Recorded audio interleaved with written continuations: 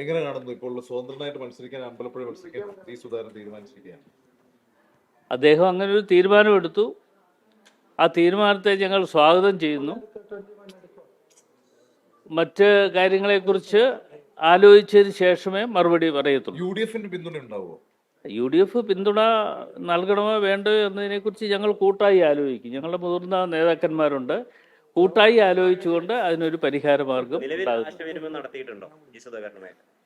നിലവിൽ ആശയവിനിമയം ഈ ഒരു അത്തരത്തിൽ ഒരു ആശയവിനിമയം പലതരത്തിലും നടത്തിയിട്ട് ഉണ്ട് എന്ന് പറയാൻ പറ്റില്ല. എങ്കിലും അദ്ദേഹം ചില അഭിപ്രായങ്ങൾ പറഞ്ഞപ്പോൾ ആ അഭിപ്രായങ്ങൾ ഞങ്ങൾക്ക് മനസ്സിലാക്കാൻ കഴിഞ്ഞു. അതേക്കുറിച്ച് ഞങ്ങൾ ആലോചിക്കുന്നതാണ്. അത് മാത്രമല്ല, ഇപ്പൊ ശശിയാണ് ഒറ്റപ്പാലത്ത്, പാലക്കാട് നിന്ന് വരുന്നു, പയ്യന്നൂരിൽ നിന്ന് വരുന്നു, കൂടുതൽ സുധാകരൻ വരുന്നു ഈ പാർട്ടിയിൽ നിന്ന്. ഇപ്പൊ സ്വാഭാവികം ഇതിനെങ്ങനെയാണ് കാണുന്നത്?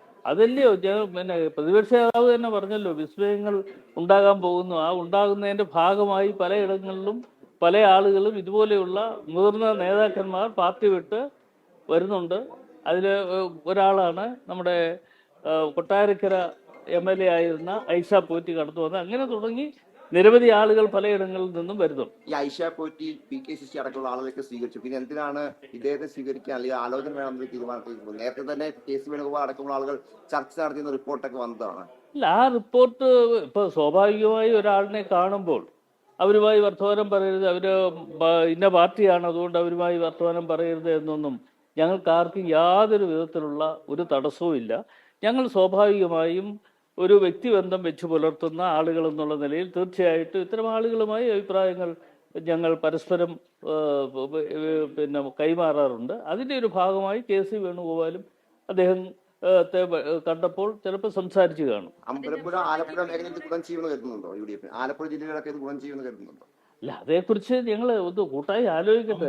ആലോചിക്കാനുള്ള ഒരു സമയം കൂടി നിങ്ങൾ എല്ലാം നിങ്ങൾ തന്നെ തീരുമാനം എടുത്തു കഴിഞ്ഞാൽ ആ തീരുമാനത്തിന് മറുപടി പറയാൻ പറ്റുമോ? അമ്പലപ്പുഴയിൽ UDF സ്ഥാനാർത്ഥി ഉണ്ടാവുമോ? അല്ല, ഞങ്ങളത് അത്തരം കാര്യങ്ങൾ ഞങ്ങളൊന്ന് ആലോചിച്ചോട്ടെ. ആലോചിച്ചതിന് ശേഷം തീരുമാനങ്ങൾ പറയും. അതല്ല, അദ്ദേഹത്തിന്റെ നിലപാടുകൾ ഏതായാലും CPM നിലപാട് അത് കോൺഗ്രസിന് ഗുണകരമാവോ ഇല്ലയോ എന്ന് ചോദിച്ചത്. ആരുടെ നിലപാട്? സുധാകരൻ. അല്ല, ആ നിലപാടുകളെ കുറിച്ച് ഞങ്ങൾ കൂട്ടായി ആലോചിച്ചതിന് ശേഷം അതിനൊരു കൃത്യമായ മറുപടി നിങ്ങൾക്ക് തരാം. മനസ്സിലാകുന്നത് ഇപ്പോഴും MPമാരുടെ കാര്യത്തിൽ ഒരു ഫൈനലൈസ് ചെയ്ത ഒരു തീരുമാനം വന്നിട്ടില്ലെന്നുള്ളതാണ്. ഇന്നലെ മസൂന മിസ്ത്രി പറഞ്ഞെങ്കിലും ഇപ്പോഴും അത് പൈപ്പ് ലൈനിൽ ഉണ്ടെന്നുള്ള സൂചനകൾ വരുന്നുണ്ട്. എന്തെങ്കിലും ഇല്ല, അതേക്കുറിച്ച് യാതൊരു അറിവില്ല. അത് AICC എടുക്കേണ്ട തീരുമാനമാണ്. AICC തീരുമാനമെടുക്കുന്നതനുസരിച്ച് കാര്യങ്ങൾ മുമ്പോട്ട് പോകും. ഈ ചർച്ചകൾ എങ്ങനെ നീണ്ടു പോവാണല്ലോ. ചർച്ച അതിന് സമയമായില്ലല്ലോ. ഇലക്ഷൻ ഡിക്ലെയർ ചെയ്തോ? ആയില്ലല്ലോ. ആദ്യം വന്നത് അല്ല, തീരുമാനം എടുത്തോ? ഇലക്ഷൻ ഡിക്ലെയർ ചെയ്തോ? അപ്പൊ ഞങ്ങളുടെ സ്ഥാനാർത്ഥികളെ കുറിച്ച് ഉടൻ തന്നെ പറയും. ലോകത്തെവിടെയായാലും ഏത് സമയത്തും 24 വാർത്തകളും ഓഗ്മെന്റഡ് റിയാലിറ്റി പാക്കേജുകളും എക്സ്പ്ലെയിനറുകളും വിശദമായി കാണാൻ ഞങ്ങളുടെ YouTube ചാനൽ നിങ്ങൾക്ക് സബ്സ്ക്രൈബ് ചെയ്യാം.